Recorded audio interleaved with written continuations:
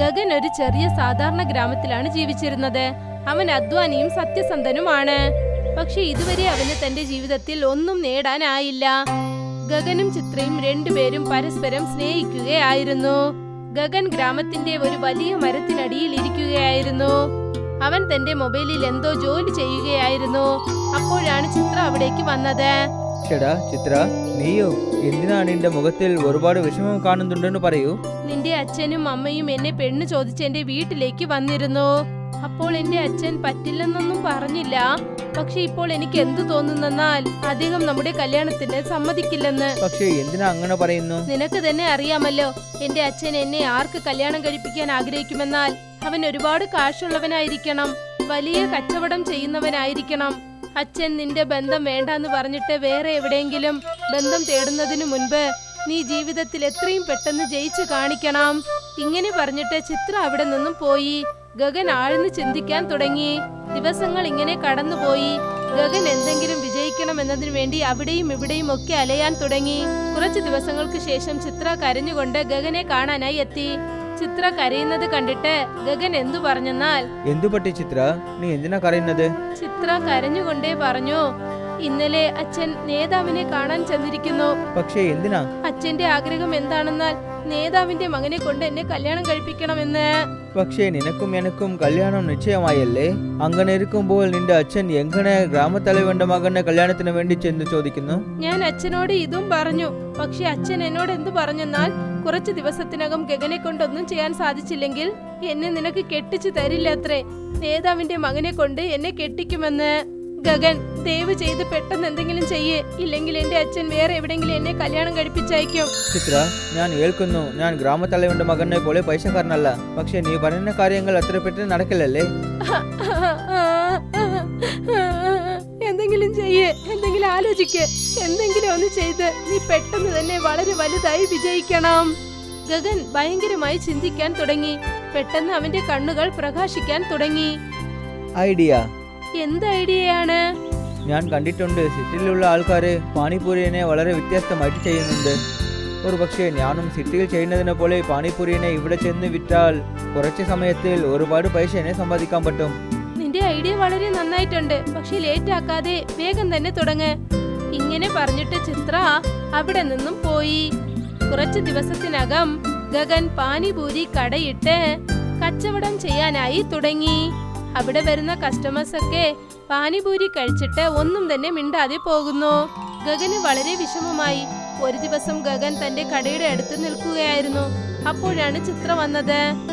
അച്ഛൻ എന്തു പറഞ്ഞെന്നാൽ നിന്റെ പാനിപൂരി ആർക്കും ഇഷ്ടമായില്ലെന്ന്. അതെ, അതാണ് എനിക്കും മനസ്സിലാകാത്തത്. ഞാൻ പാനിപൂരി വളരെ രുചിയായിട്ട് ഉണ്ടാക്കുന്നു, പക്ഷേ ഇത് ആൾക്കാർക്ക് ഇഷ്ടമില്ലായിരുന്നു. എന്നാൽ ആ വെള്ളം മാറ്റ്, മസാല മാറ്റ്, എന്നിട്ട് വീണ്ടും ശ്രമിക്ക്. ചിത്ര പറഞ്ഞത് കേട്ടിട്ട് ഗഗന വെള്ളം മാറ്റി, മസാലയും മാറ്റി. പക്ഷെ പാനിപൂരി അപ്പോഴും വലുതായി വിറ്റില്ല. അവസാനം അവന്റെ പാനിപൂരി ചിത്രയ്ക്കും അവൻ നൽകി. ഗഗൻ, നിന്റെ പാനിപൂരിയിൽ ഒട്ടും ടേസ്റ്റ് ഇല്ല. എനിക്ക് തോന്നുന്നു ഈ കച്ചവടത്തിൽ നിനക്ക് വിജയിക്കാനാവില്ല. നീ വേറെ എന്തെങ്കിലും കച്ചവടം തുടങ്ങ്. ഇത് കേട്ടതും ഗഗന് ദേഷ്യം വന്നു.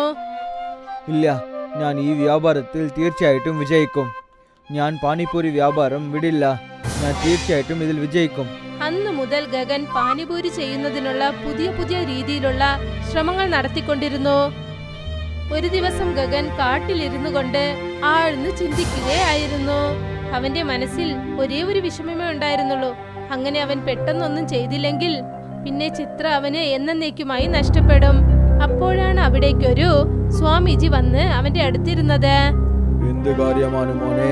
നീ ഏതോ ഒരു കാര്യത്തിനെ പറ്റി ഒരുപാട് ആലോചിക്കുന്നു. ഗഗൻ ആ സ്വാമിജിയെ നോക്കി. പിന്നെ അവന്റെ കണ്ണുകൾ നിറഞ്ഞൊഴുകാൻ തുടങ്ങി.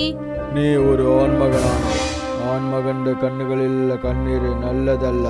പറയൂ, നീ എന്തിനാ കരഞ്ഞുകൊണ്ടിരിക്കുന്നത്? ഗഗൻ നടന്ന കാര്യങ്ങളെല്ലാം തന്നെ സ്വാമിജിയോട് പറഞ്ഞു. ഒരു പക്ഷേ ഞാൻ വേഗത്തിൽ ഏതും ചെയ്തിട്ടില്ലെങ്കിൽ പിന്നെ ചിത്രയുടെ അച്ഛൻ അവൾക്ക് വേറെ സ്ഥലത്ത് കല്യാണം ചെയ്തു കൊടുക്കും.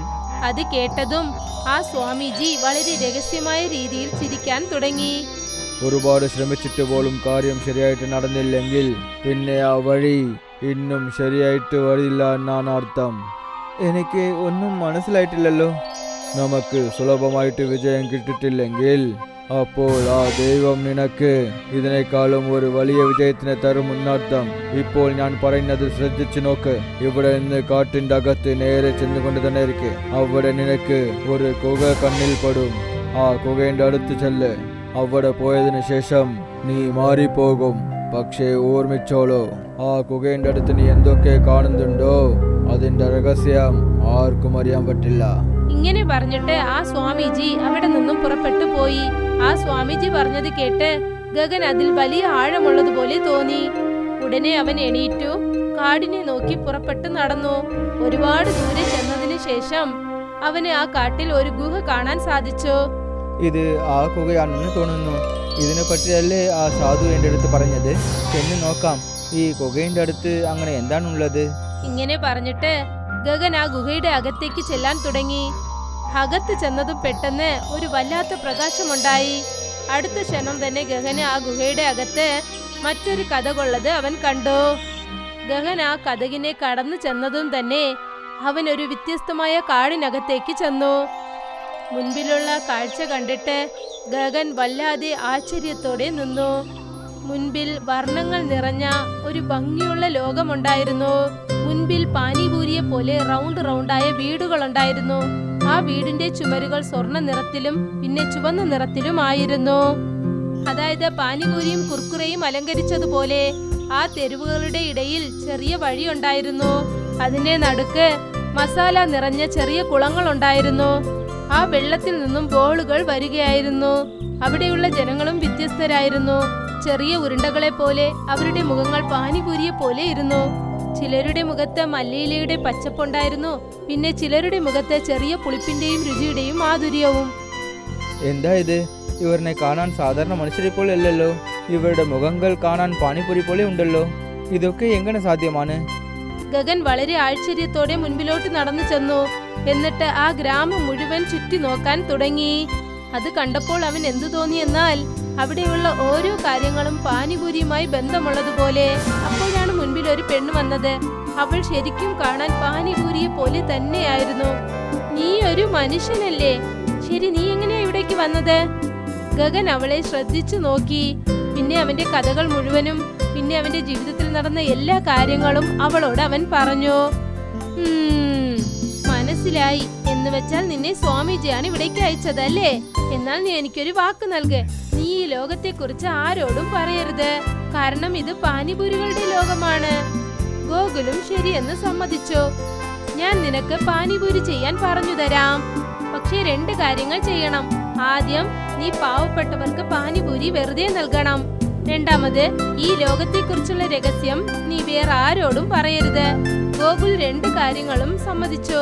ആ പാനിപൂരി പെണ്ണ് പാനിപൂരി എങ്ങനെ പുതിയ റെസിപ്പി കൊണ്ട് ചെയ്യാമെന്ന് അവനെ പഠിപ്പിച്ചു കൊടുത്തു. ആ വെള്ളം ഒരു സാധാരണ വെള്ളമല്ല. അതിൽ ഒരുപാട് മസാലകൾ ചേർത്തിട്ടുണ്ടായിരുന്നു. വളരെ എരിവില്ല, വളരെ പുളിപ്പില്ല, രുചിയും അധികമില്ല. ഗഗനും ഒരുപാട് ദിവസം അവിടെ തന്നെ ഇരുന്നു. അവൻ പാനിപൂരി ചെയ്യാനുള്ള ചെറിയ ചെറിയ കാര്യങ്ങൾ പോലും അവിടെ നിന്നും പഠിച്ചു.